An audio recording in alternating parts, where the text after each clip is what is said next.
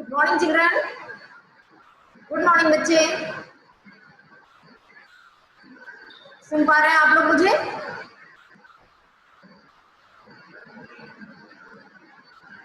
Good morning everyone.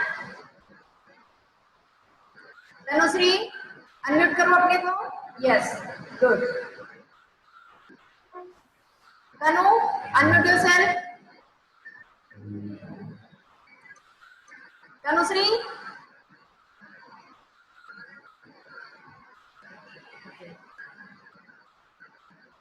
सब लोगों को मेरी आवाज आ रही है? हम अपनी क्लास को आगे बढ़ाएं। वेरी गुड, ठीक है। तो कल की क्लास में हमने किसके बारे में पढ़ा था? कौन बताएंगे मुझे? रियांसी। रियांसी मैं आपको अनम्यूट कर दूं, अनम्यूट करिए और बताइए कि कल हमने कौन सी क्लास पढ़ी थी और उसके बारे में क्या पढ़ा था, उस पार्ट के बारे में। मैम कल राम लक्ष्मण और परशुराम जी के बारे में पढ़े थे। मतलब वो पढ़े थे कि मनुष्य का स्वभाव कैसा होना चाहिए। वो विष्णु जी के विष्णु जी ने राम जी का अवतार लेकर आए थे हम सबको ये बताने के लिए। विष्णु जी राम जी के अवतार लेकर आए थे। और किनको कहा गया है जिनके साथ संवाद हो रहा था, वो कौन थे? राजा जनक। राजा जनक नहीं बेटा, पाठ का नाम परशुराम। परशुराम जी। उनके बारे में क्या बताया था, एक बार आप बताइए थोड़ा शॉर्ट में। मैम माना जाता है कि वो विष्णु जी के अवतार हैं और उनका वो अपने क्रोध से ज्यादातर जाने जाते थे और वो ब्राह्मण के रूप में थे। तो उनका इस तरह से राजा जनक के दरबार में सीता जी के स्वयंवर पर उनका संवाद हो रहा था, राम लक्ष्मण और परशुराम जी का। क्लियर? तो सबको पता है सीता जी के स्वयंवर के लिए राजा जनक ने क्या प्रतिज्ञा रखी थी कि जो शिवधनुष तोड़ने वाले राजकुमार से ही अब वे अपनी बेटी का, राजकुमारी सीता का विवाह करेंगे। और शिवधनुष टूटने पर उनका विवाह हुआ। लेकिन विवाह से पूर्व, जयमाला से पूर्व परशुराम जी वहां पर उपस्थित हुए और आग बरसाते हुए राम जी पर क्रोध करने लगे, लक्ष्मण पर क्रोध करने लगे, राजा जनक पर क्रोध करने लगे। उस पूरी सभा पर जितने लोग उस सभा में उपस्थित थे, पूरे देश भर के राजा महाराजा और ऋषि मुनि साधु संत जो भी वहां उपस्थित थे, वे सबके ऊपर वो अपना क्रोध बरसाने लगे कि आप सबकी उपस्थिति में शिव जी के धनुष को तोड़ने का साहस किसने किया, आपने कैसे अनुमति दी? क्योंकि वो हमारे लिए पूज्य है, मान्य है, वो हमारे आराध्य का प्रतीक है। आराध्य शब्द हमने कल प्रयोग किया था। खुशी, कल आपने ये क्लास अटेंड की थी? खुशी अनम्यूट योरसेल्फ। हाँ, आराध्य का क्या मतलब बताया था बेटा मैंने? खुशी बताओ। मैम भगवान या फिर जिसकी अपन आराधना करते हैं, आराधना की जाती है, वो भगवान भी हो सकते हैं, ईश्वर भी हो सकते हैं, हमारे गुरु महाराज भी हो सकते हैं, हमारे माता पिता भी हो सकते हैं। ठीक है, जिनकी आराधना की जाती है उनके हमारे आराध्य होते हैं। परफेक्ट। Yes ma'am. अब यहाँ तक सबको पृष्ठभूमि, मतलब हमें किस पृष्ठभूमि में हम पढ़ने जा रहे हैं, क्या पढ़ने जा रहे हैं, सबको एकदम क्लियर है? ठीक है, अब आगे बढ़ते हैं कि उनके बीच में क्या क्या संवाद हुआ, क्या क्या हुआ। नहीं किया। जनक जी की सभा में परशुराम क्रोधित होते हुए पूछते हैं कि किसने तोड़ा, किसकी परमिशन से, किसकी अनुमति से तोड़ा गया ये शिवधनुष? कौन है वे दुस्साहसी और उद्दंड लोग? दुस्साहसी और उद्दंड शिवधनुष तोड़ने वाले को कहा, मतलब सीधे सीधे भगवान राम को कहा। तो क्या भगवान राम दुस्साहसी और उद्दंड थे? भगवान राम के लिए हम ऐसे शब्द कभी सुने हैं कि वो दुस्साहसी और उद्दंड? दुस्साहसी, साहसी और दुस्साहसी, साहस करना, अच्छे कार्य को करने के लिए जो हिम्मत जुटानी पड़ती उसको कहते हैं साहस करना। दुस्साहस निगेटिव काम के लिए करना, उसे कहते हैं दुस्साहस। कानून तोड़ना, जैसे कि हम कोई कानून तोड़ते हैं उसे कहते हैं दुस्साहस करना। ठीक है, तो परशुराम जी ने इल्जाम लगाया, उन पर आरोप लगाया राम लक्ष्मण पर कि किस दुस्साहसी राजा ने या राजकुमार ने मेरे आराध्य का शिवधनुष तोड़ा। लक्ष्मण बच्चों की तरह उनको बार बार जवाब दे रहे थे कि आप कौन होते हो पूछने वाले, आप कौन है, क्या है, ऐसे करके उनको बार बार आर्ग्यूमेंट कर रहे थे। और उन्होंने बताया कि हमने तो बचपन में इस तरह से कई धनुष खिलौने की तरह तोड़े हैं।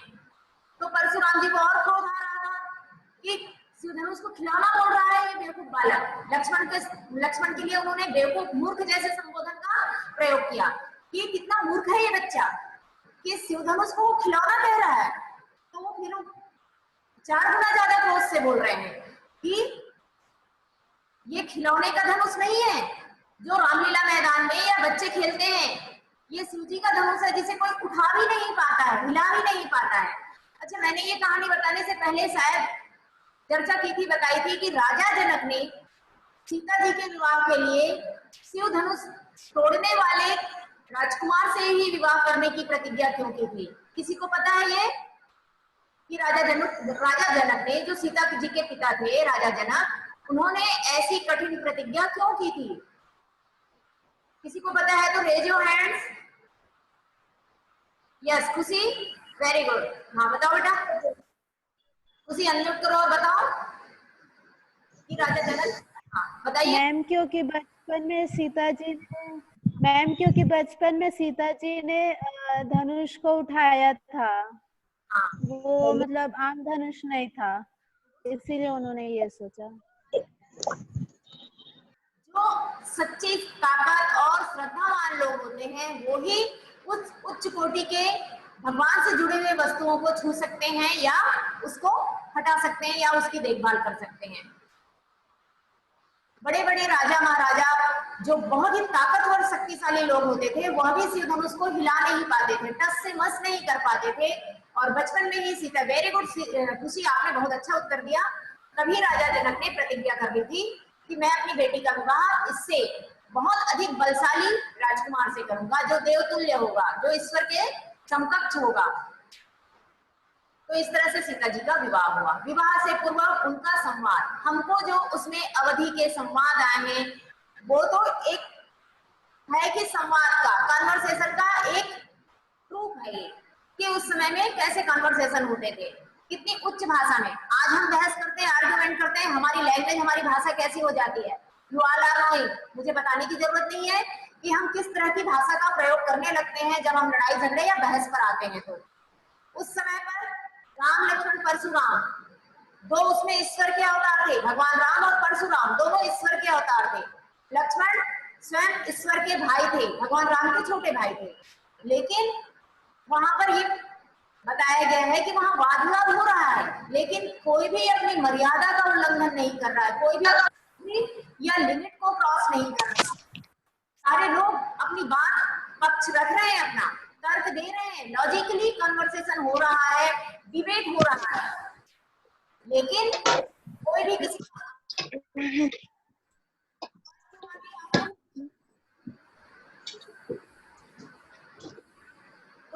किसी का अपमान नहीं कर रहा है, कोई किसी की मान या प्रतिष्ठा को चोट नहीं पहुंचा रहा है उस कन्वर्सेशन में। जैसा कि आज के समय हमने को देखने को मिलता है कि चाहे हम किसी से भी जरा सा हमारा मनमुटाव होता है, वादविवाद होता है, तो हम अपना स्तर खो देते हैं, हम भूल जाते हैं कि हम मनुष्य हैं और हमारी भाषा क्या होनी चाहिए। ये सीख देती है वो संवाद कि वहां पर भी बहस हो रही है, वहां पर भी आर्ग्यूमेंट हो रहा है, लेकिन उस आर्ग्यूमेंट में कहीं पर भी कोई भी ऐसे अपशब्दों का प्रयोग नहीं किया जा रहा है जिससे कि एक दूसरे के मान, प्रतिष्ठा या प्रेस्टीज को आहत हो या चोट पहुंचे। क्लियर? ये संवाद हमें सिखाता है कि हम अपनी बात रखें लेकिन हमारे शब्द किस तरह होना चाहिए। आपके मुंह से निकले हुए शब्द आपका परिचय देते हैं, आपके संस्कारों का परिचय देते हैं कि आप क्या सीखे हैं।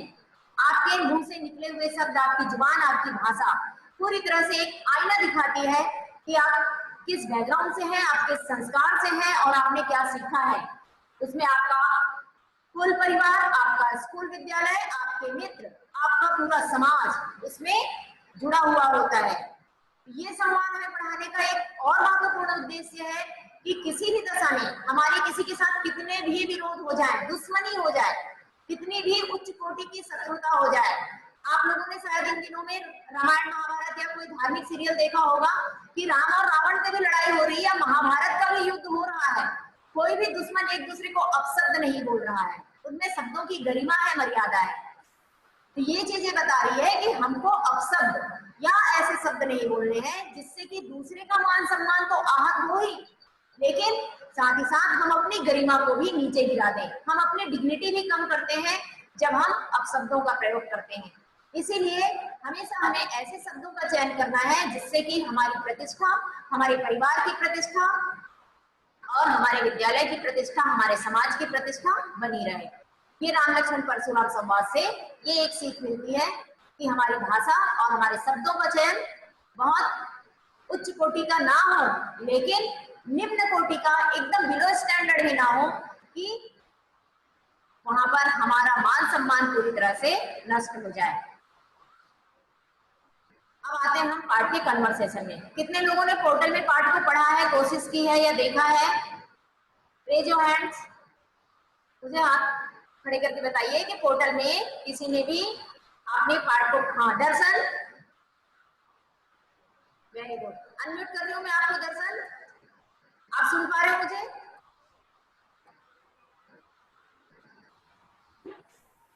हाँ मैम। हाँ, चैप्टर को पढ़ा बेटा? मैम पढ़ा था पर ज्यादा कुछ समझ में नहीं आया। कोई बात नहीं, समझा रहे हैं ना हम, अभी क्लास में क्लियर हो जाएगा। हाँ, क्या क्या पढ़ा था? कुछ भी शब्दार्थ या कुछ? चलिए कोई बात नहीं। तो अब क्रोध से उबलते हुए परशुराम, बच्चों सा जवाब देते हुए लक्ष्मण और शांति, मर्यादा, आज्ञा कारिता के साथ खड़े हुए, हाथ जोड़े हुए भगवान राम, ये तीन अलग अलग रूप हमें वहां पर देखने को मिलते हैं। परशुराम कह रहे हैं क्रोध से उबलते हुए कि मैं पूरी पृथ्वी को नष्ट कर दूंगा, भस्म कर दूंगा, कि तुमने मेरे आराध्य के प्रतीक को, उनके पूजनीय निशानी को आपने नष्ट किया है, मैं पूरी पृथ्वी को नष्ट कर दूंगा। लक्ष्मण बच्चों सा जवाब दे रहे हैं, तो राम जी हाथ जोड़ के खड़े हुए कह रहे हैं, भगवान मैं आपका दोषी हूँ, मैंने आपके मान को ठेस पहुंचाई है, मैंने आपके आराध्य का शिवधनुष छूने का साहस किया है, मेरी इतनी हिम्मत नहीं है। तोड़ पाने के बाद भी भगवान राम कह रहे हैं कि मेरी इतनी हिम्मत नहीं है, मेरे अंदर वो साहस नहीं है कि मैं शिवधनुष को तोड़ पाऊं। मैं तो बहुत तुच्छ सा प्राणी हूँ, बहुत साधारण व्यक्ति हूँ, मैंने तो केवल ईश्वर की आज्ञा का पालन किया है। ये भगवान राम का जवाब है कि मैंने तो, ये ईश्वर की नियति है, ये उनका आदेश, ये उनकी आज्ञा मानकर मैंने शिवधनुष को प्रणाम किया है और केवल उस पर बाण चढ़ाया है। उन्होंने किया वो काम, शिवधनुष तोड़ा, लेकिन शब्दों में देखिए उन्होंने किस तरह से, यहाँ पर काम क्या हो रहा है? क्रोध को शांत करने का। हमको मान लो हमारे सामने कोई क्रोधित होता है तो हमें उसके क्रोध को और नहीं बढ़ाना है, उस क्रोध को हमें शांत करना है, क्योंकि क्रोध हमेशा विनाश को जन्म देता है। क्रोध कभी भी सृजन नहीं करता, क्रोध कभी भी लाभदायक नहीं होता, क्रोध हमेशा विनाश या सृजन को ही जन्म देता है। क्रोध किसी का भी भला क्रोध से नहीं होता है, इसलिए हमारे सारे आचरण में कहा जाता है कि क्रोध का त्याग करिए। क्रोध करना ही है तो अपने दुर्गुणों पर क्रोध करिए कि ये दुर्गुण मेरे अंदर क्यों है, उन पर क्रोध करिए कि मैं, ये चीजें मेरे अंदर परफेक्टली क्यों नहीं आ रही हैं। हमें उन पर क्रोध करना है जो हमारी कमियां हैं, जो हमारे दुर्गुण हैं, क्योंकि सारे मनुष्यों में वो सामान्य रूप से पाए जाते हैं, चाहे वो ईश्वर हो चाहे मानव हो, सब में पाए जाते हैं। वही राम भगवान हाथ जोड़े हुए कह रहे हैं कि मैं आपसे क्षमा चाहता हूँ, मैंने कहीं पर भी, मेरा इंटेंशन, मेरा उद्देश्य, मेरी मानसिक दशा कहीं पर भी नहीं थी कि मैं शिवधनुष को तोड़ूं और आपको क्रोधित करूं या आपका अपमान करूं। उनका ये कहना, इतने सक्षम होते हुए भी, इतने कैपेबल होते हुए भी, इतने ताकतवर होते हुए भी, स्वयं ईश्वर का रूप होते हुए भी, भगवान राम ने क्या सीख दी है, क्या सिखाया अपने आचरण से? मोक्ष। अनम्यूट करिए अपने आप को और बताइए, मोक्ष, अनम्यूट योरसेल्फ। हाँ, मोक्ष अनम्यूट करो बेटा अपने को।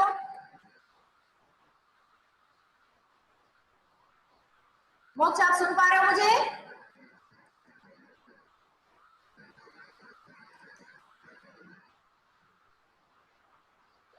Yes ma'am. अब ये 3 डिफरेंट कैरेक्टर्स हमारे सामने हैं इस पार्ट में, ठीक है? Yes ma'am. Yes ma'am. तो ये तीनों के कैरेक्टरिस्टिक स्वभाव की विशेषताएं कौन कौन सी हैं, कौन कौन से रूप हमें इन तीनों के देखने को मिलते हैं? Yes ma'am. तो बेटा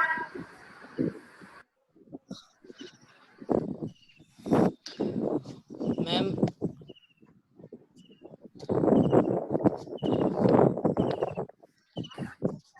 आई नो, इसीलिए पूछा मैंने आपसे।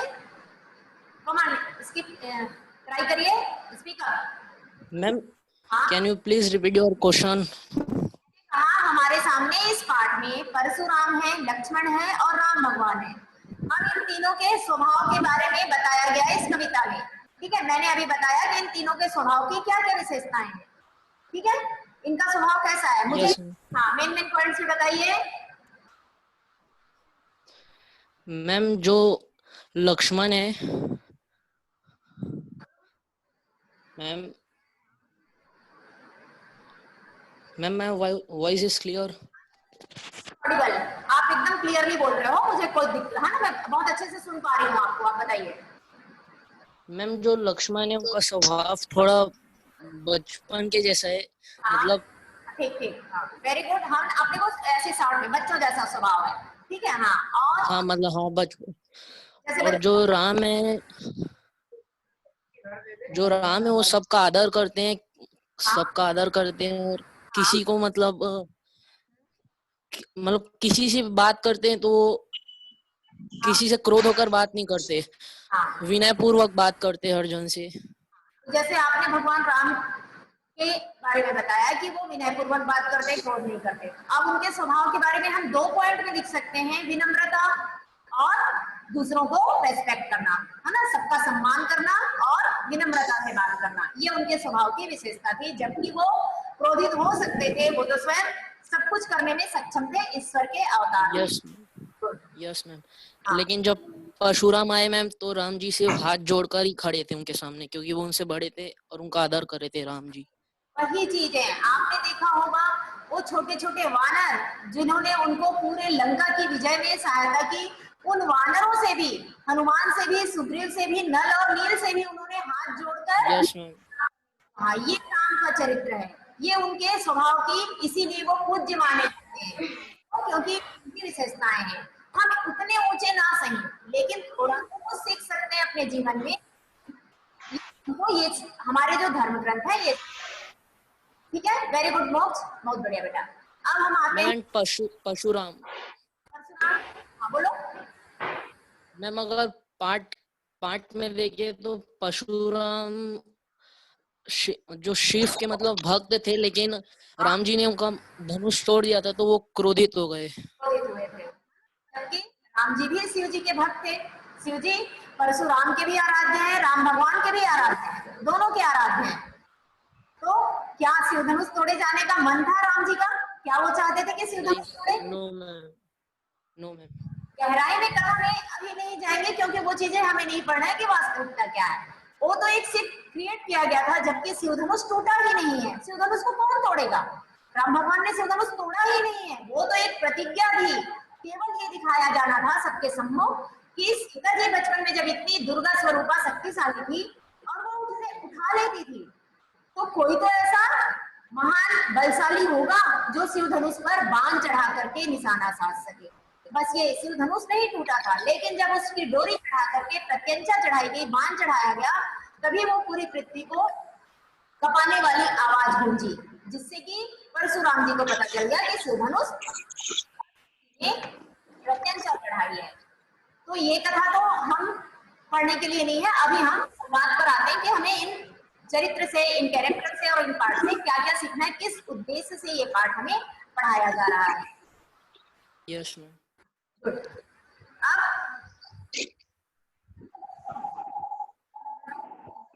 थे और अपने पूरे उतने क्रोधी परशुराम को लक्ष्मण के जवाब से क्रोध आता था और राम के जवाब से वो मतलब दोनों भाई एक तरफ एक क्रोधित कर रहा है, दूसरा उनके क्रोध को शांत कर रहा है, एकदम अपोजिट। अब राम वहां पर लक्ष्मण को भी बोल रहे हैं कि लक्ष्मण वो महान देव हैं, ऋषि मुनि तुल्य हैं, देवता तुल्य हैं, भगवान कहलाते हैं परशुराम, आप उनको जवाब मत दो। वो लक्ष्मण को भी समझा रहा है। लक्ष्मण को गुस्सा इसलिए आ रहा है कि वो मेरे भाई से लड़ाई कर रहा है, क्योंकि वो महान भक्त छोटे भाई थे राम के, कोई राम भगवान के लिए कुछ भी बोले तो लक्ष्मण लड़ पड़ते थे, तो उनको गुस्सा इसलिए तो ये क्रोधित हो रहे हैं उन पर, उनको भला बुरा बोल रहे हैं, इसलिए लक्ष्मण जवाब देते। लक्ष्मण के ऊपर क्रोधित होते तो वो जवाब नहीं देते। लक्ष्मण जवाब इसलिए दे रहे थे कि वो उनके बड़े भाई राम के ऊपर क्रोधित हो रहे थे। तो लक्ष्मण का क्रोध भी यहाँ पर देखिए, लक्ष्मण का क्रोध हो रहा था क्योंकि उनके बड़े भाई को गलत बोला जा रहा था। तो लक्ष्मण का क्रोध भी यहाँ पर क्या दर्शाता है कि हम जिनका मान सम्मान करते हैं, जिनको हम हृदय से श्रद्धा करते हैं, जिनके प्रति श्रद्धा होती है, उनके लिए यदि कुछ नेगेटिव बोलता है, कोई कभी कुछ गलत बोलता है, तो हमें तब भी क्रोध आता है, क्योंकि हम जिनको सम्मान देते हैं उनके लिए कोई गलत बात करता है तब भी हमें क्रोध आता है। ये हमारा स्वभाव है। हमारे भाई बहनों के लिए, हमारे माता पिता या हमारे मित्रों के लिए कोई गलत बात बोलेगा तो हमें गुस्सा आएगा, नेचुरली, ये हमारा ह्यूमन नेचर है। यही चीज दर्शाई गई है कि लक्ष्मण स्वाभाविक रूप से गुस्सा हो रहे हैं, इसलिए गुस्सा नहीं हो रहे कि परशुराम उनको डांट रहे हैं, वो इसलिए गुस्से से जवाब दे रहे हैं, बचपना दिखा रहे हैं, क्योंकि भगवान राम जाके दूध चाय पीते रहा।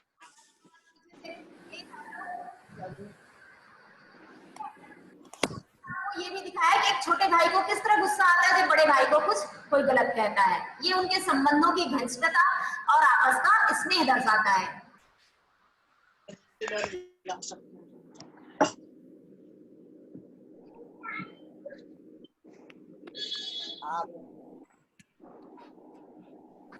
मैम एक डाउट है। और खुशी, हाँ बोलो, हाँ बोलो। मैम जब राम रावण के यहाँ मतलब उसको भेजता है तो वो दूध बना के मतलब उसका मतलब क्या होता है दूध का? संदेश पहुंचाने वाले मैसेंजर, ठीक है, संदेश मैसेज पहुंचाने वाले लोग, वो होते हैं दूत। जैसे राम ने अंगद को दूत बना करके भेजा था रावण के लंका में आक्रमण करने से पहले, अटैक करने से पहले उन्होंने शांति दूत के रूप में अंगद को भेजा था। अंगद जो था बाली का पुत्र था, अंगद को भेजा था कि यदि रावण अपनी गलती की माफी मांगकर रावण क्षमा मांग ले और सम्मान पूर्वक अपनी गलती मानते हुए पूरे आदर के साथ सीता जी को वो वापस करे और अपनी गलती मान ले तो युद्ध नहीं होगा, क्योंकि युद्ध से केवल विनाश होता है, युद्ध से केवल हानि होती है, तो ये युद्ध टल सकता है। तो इसीलिए उन्होंने शांति का प्रस्ताव भेजा, और जो प्रस्ताव लेकर जाते हैं उसे कहते हैं दूत। दूत यानी मैसेज ले जाने वाला, मैसेज पहुंचाने वाला। आप अपने साधारण समझ से समझ सकते हैं पोस्टमैन, जो कि मैसेज लाता है, मैसेज पहुंचाता है, ठीक है, ये हो गया। Yes ma'am. दूत उसको कहते हैं। जैसे महाभारत में युद्ध से पहले कृष्ण शांति दूत बन करके गए थे कौरवों के दरबार में, हस्तिनापुर में, कि युद्ध मत करो, शांति से समझौता कर लो और लड़ाई को रोक दो। तो ये होता है जो मैसेज पहुंचाते हैं। पहले जमाने में राजा महाराजाओं के एक दूसरे देशों में मैसेज पहुंचाने वालों को दूत कहा जाता था। क्लियर? Yes ma'am. दूत मतलब समाचार पहुंचाने वाला या खबर देने वाला। अब जब इनका संवाद आगे बढ़ा तो भगवान राम ने उनको अपनी पूरी विनम्रता आदर से पूरी बात बताई कि प्रभु मैं तो केवल और केवल उसी महादेव के आदेश का पालन कर रहा हूँ, मेरा जन्म भी। अब ये देखिए, इसके लिए आपको दोनों के जन्म की कथा जाननी पड़ेगी कि परशुराम ब्राह्मण के रूप में अवतार लिए और राम भगवान क्षत्रिय के रूप में। इतना सबको पता है, राम भगवान क्षत्रिय थे, राजपूत थे, और परशुराम ब्राह्मण थे। अब विष्णु भगवान के अवतारों की पूरी कथा हम नहीं पढ़ेंगे, अब हमें इन दोनों के अवतारों के बारे में जानेंगे, तब हमारा ये पाठ का उद्देश्य आपको एकदम क्लियर होगा। परशुराम का जन्म हुआ, वो ब्राह्मण के रूप में भगवान विष्णु अवतार लिए। उससे पहले जो क्षत्रिय थे, क्षत्रिय ने जो राजा होते थे, राजपूत होते थे, उनको अपनी ताकत पर, अपने शक्ति पर, अपने बल पर बहुत घमंड हो गया था, बहुत अहंकार हो गया था कि हम इतने ताकतवर हैं, इतने बलशाली हैं कि हम किसी को भी नष्ट कर सकते हैं। अपनी ताकत के अहंकार में आकर वे ब्राह्मण साधु संतों को मारने लगे, तंग करने लगे, उनको डराने लगे। तो जो ऋषि मुनि थे, जो तपस्या करने वाले ब्राह्मण साधु संत थे, वो डर के मारे छुपने लगे, क्योंकि ब्राह्मणों का स्वभाव होता है वो डरते हैं, हत्या नहीं करते, विरोध नहीं करते। उनका स्वभाव होता है वो युद्ध नहीं करते। क्यों? क्योंकि उन ब्राह्मणों का कर्म है ज्ञान देना, क्योंकि वो वेदों और शास्त्रों को पढ़ते हैं। वेद और शास्त्रों को पढ़ने के कारण ही उनका कर्म बना है, वो ब्राह्मण है, क्योंकि वो दुनिया को वेदों का ज्ञान देंगे, शास्त्रों का ज्ञान देंगे। इसलिए पंडित जी, महाराज जी या इनको हम पूज्य मानते हैं, क्योंकि इनकी ताकत होती है, इनका ज्ञान, इनका नॉलेज। तो परशुराम जी से पहले जो क्षत्रिय राजा थे, वो पूरी पृथ्वी के साधु संतों और ब्राह्मणों को तंग करते थे। अपने घमंड से, अपने ताकत के अहंकार से उनको मारने लगे थे। तब भगवान को इतना क्रोध आया, परशुराम जी के रूप में भगवान ने जन्म लिया और कहा कि पूरी पृथ्वी से क्षत्रियों को नष्ट कर दूंगा, क्षत्रियों का नामो निशान भी नहीं रहेगा। और इसी प्रतिज्ञा के कारण भगवान ने परशुराम के रूप में, ब्राह्मण के रूप में जन्म लिया और ढूंढ ढूंढकर जो अहंकारी क्षत्रिय राजा थे, जो घमंडी लोग थे, जो अपनी ताकत के घमंड से ब्राह्मणों को मार रहे थे, साधु संतों को मार रहे थे, उनको मिटाने के लिए, उनका वध करने के लिए परशुराम का जन्म हुआ। क्लियर है यहाँ तक परशुराम का जन्म क्यों हुआ? अहंकारी क्षत्रियों को मारने के लिए, जो अपनी ताकत के घमंड से निर्दोष ब्राह्मणों और साधु संतों की हत्या कर रहे थे। उनका कहना था कि यह समाज, यह पृथ्वी हमारी ताकत से चल रही है और कोई ताकत नहीं है जो पृथ्वी को चला रही है। हमारे बाहुबल से, हमारी ताकत से, हमारे तलवार और भाले से, हमारे धनुष बाण से यह धरती चलती है। यह घमंड हो गया था क्षत्रिय राजाओं को। इसलिए वो बेचारे ब्राह्मणों को, साधु संतों को मारने लगे थे कि तुम्हारा कोई महत्व नहीं है समाज में, तुम्हारा नहीं रहने से भी काम चलेगा। जब भगवान ने देखा कि धरती पर, पृथ्वी पर ब्राह्मणों का बिना वजह से वध किया जा रहा है, उनको डराया जा रहा है, उनके महत्व को कम किया जा रहा है, तब परशुराम ने अवतार लिया और क्षत्रियों को सबक सिखाने के लिए, क्षत्रियों को उनके घमंड का सबक सिखाने के लिए वो पूरे क्षत्रियों को मारने के उद्देश्य से, पूरे क्षत्रियों मतलब जाति को नहीं, क्षत्रिय मतलब जो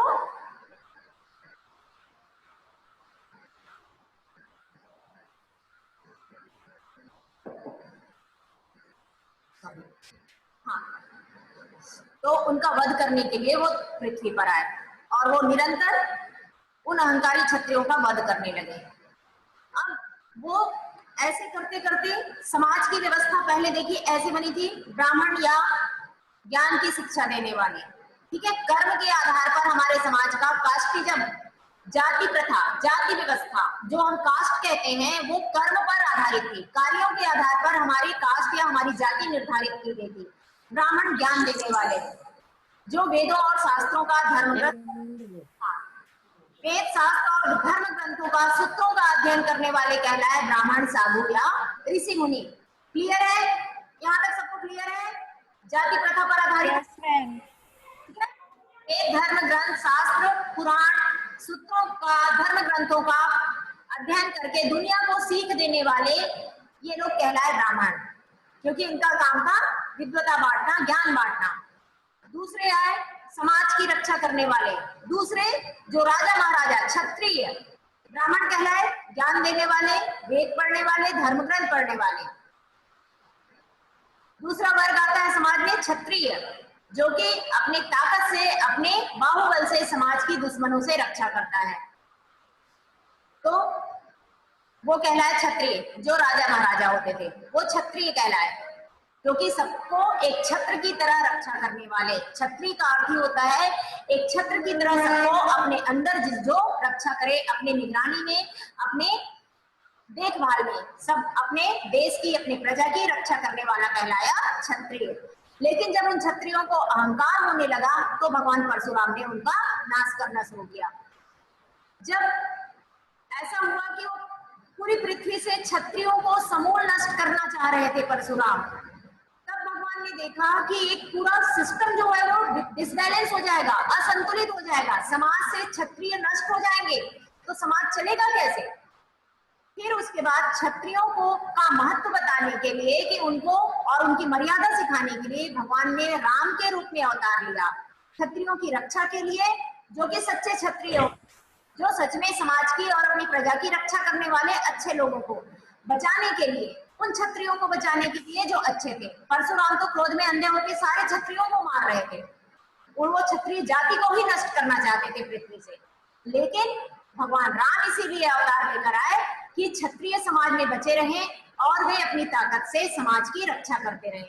तो जब इन दोनों का आपस में टकराव हुआ तब भगवान राम ने उनको एहसास कराया कि क्षत्रिय ताकत है उनके पास, लेकिन वो ताकत समाज की भलाई के लिए ही उनको कमिटमेंट किया, उनको कंफर्म किया कि हमारी जो ताकत है, क्षत्रियों की जो ताकत है, राजा राजकुमारों की जो ताकत है, वो समाज के उद्धार, समाज की भलाई के लिए है, कमजोरों की रक्षा के लिए है, ना कि कमजोरों को मारने के लिए, ना कि साधु संतों, ऋषि मुनियों या ब्राह्मणों को मारने के लिए।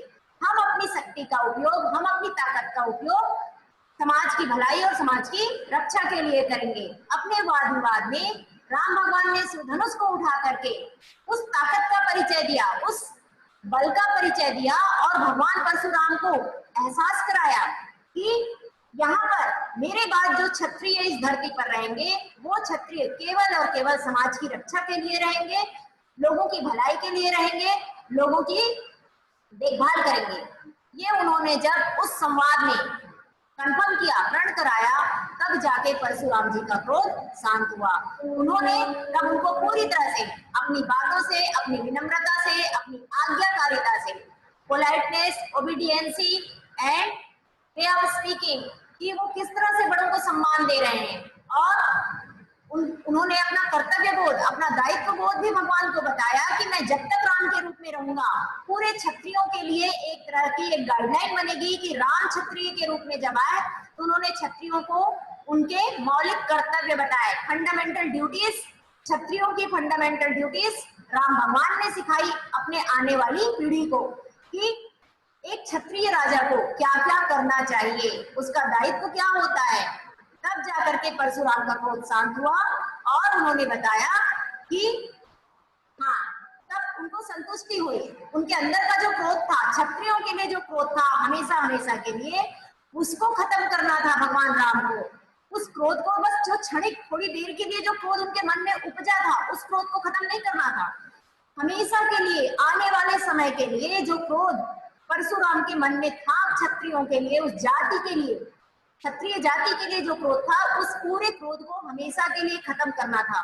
इसलिए उस राजा जनक की सभा में राम लक्ष्मण परशुराम संवाद हुआ और राम जी ने अपनी बुद्धि से, अपनी मर्यादा से, अपनी विनम्रता से और अपने प्रेजेंस ऑफ माइंड से भगवान परशुराम को एहसास दिलाया कि भगवान आप निश्चिंत रहिए, मेरे बाद कोई भी क्षत्रिय अपने ताकत के घमंड में चूर होकर के अपने अहंकार से किसी भी निर्दोष साधु संत या पूजनीय व्यक्ति का वध नहीं करेगा, ब्राह्मणों का सम्मान करेगा, ब्राह्मणों की पूजा करेगा और ब्राह्मणों को जो सम्मान मिलना चाहिए वह सम्मान देगा। जब भगवान राम के द्वारा ये आश्वासन, ये कंफर्मेशन दिया गया परशुराम जी को, तब जाकर के परशुराम जी का क्रोध शांत हुआ और परशुराम जी ने कहा कि हाँ, अब मेरी प्रतिज्ञा पूरी हुई भगवान, क्योंकि आप क्षत्रियों के रक्षक बनकर आए हो। एक क्षत्रियों का विध्वंसक बनकर आया था परशुराम और दूसरे भगवान राम आए क्षत्रियों के रक्षक बनकर, क्योंकि भगवान का उद्देश्य सबको मारना नहीं होता। मार देने से तो पृथ्वी नष्ट हो जाएगी, कुछ बचेगा ही नहीं। फिर हमारे पास पढ़ने, सीखने और बताने के लिए क्या रहेगा।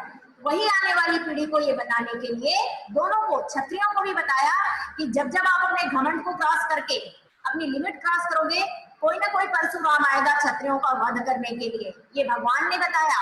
साथ ही साथ परशुराम को ये आश्वासन दिया कि अब कोई भी क्षत्रिय अहंकारी होकर घमंड में आकर किसी निर्दोष ज्ञान देने वाले ब्राह्मण या साधु संतों या ऋषि मुनियों को अकारण नहीं मारेगा, वे सुरक्षित रहेंगे। भगवान राम ने कहा मेरे बाद और मेरे आने वाली पीढ़ी के बाद भी क्षत्रिय क्षत्रियों द्वारा इस पृथ्वी पर ब्राह्मणों और साधु संतों की रक्षा की जाएगी, उनको मान सम्मान दिया जाएगा। जब परशुराम को राम भगवान ने ये आश्वासन दिया, ये कंफर्मेशन दी, तब जाकर के उनका क्रोध शांत हुआ और वो सब कुछ त्याग करके तपस्या करने के लिए चले गए। क्लियर है यहाँ तक सबको? Yes ma'am. Mummy confirm? Clear है यहाँ तक? किसी को कोई भी डाउट इस बीच में? No ma'am. क्लियर है सबको? अच्छा, कौन समराइज करेगा अब? हिमांशु, हिमांशु आइए, अनम्यूट करती हूँ मैं आपको, आप अनम्यूट करिए खुद को। हिमांशु, हिमांशु बेटा। Yes ma'am. पूरी क्लास अटेंड की हिमांशु? हिमांशु, आप मुझे सुन रहे हो? Himanshu, unmute yourself. Ma'am I have joined, बस मैम थोड़ी देर बाद ज्वाइन कराऊंगा। अच्छा, तो आपने आज की क्लास बस अटेंड की बेटा? Yes ma'am. जो मैंने बताया है, हमने पाठ के बारे में जो भी एक्सप्लेनेशन हुई है, जो भी हमने अभी समझा है, वो आपको क्लियर है? मैम मैं लेट ज्वाइन करूँ? हाँ बोलो, फिर से बोलो, आपकी आवाज थोड़ी। मैं हाँ ओके ठीक है। देवांशु, देवांशु बेटा अनम्यूट करिए खुद को।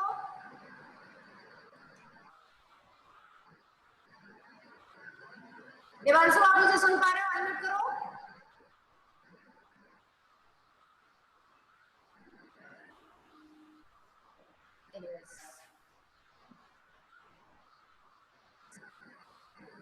देवांशु,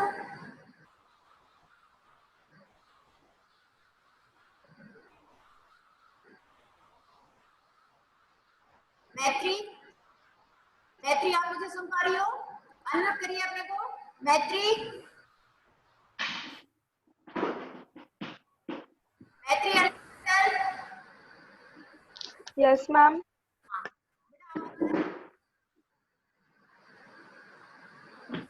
मैम आपकी वॉइस क्लियर नहीं आ रही है। अब आ रही है? अब आ रही है मेरी वॉइस क्लियर? Yes ma'am. आपने क्या समझ में आया? समराइज करो, थोड़ा सा शॉर्ट में बताइए हमें कि इस पार्ट में हमने क्या जाना, किसके किसके बारे में जाना, और कंक्लूजन, निष्कर्ष पे हम क्या आए, क्या था इस पार्ट का निष्कर्ष, क्या निकला, कैसे कंक्लूड किया हमने? इफ एबल टू स्पीक, नहीं बोल पा रही हो कोई इशू नहीं बेटा, है ना, बात के कल की क्लास में बोलना। जिनको जो बता सकते हैं raise your hands. Mili, I think Mili, Geetika, Geetika unmute yourself. Geetika,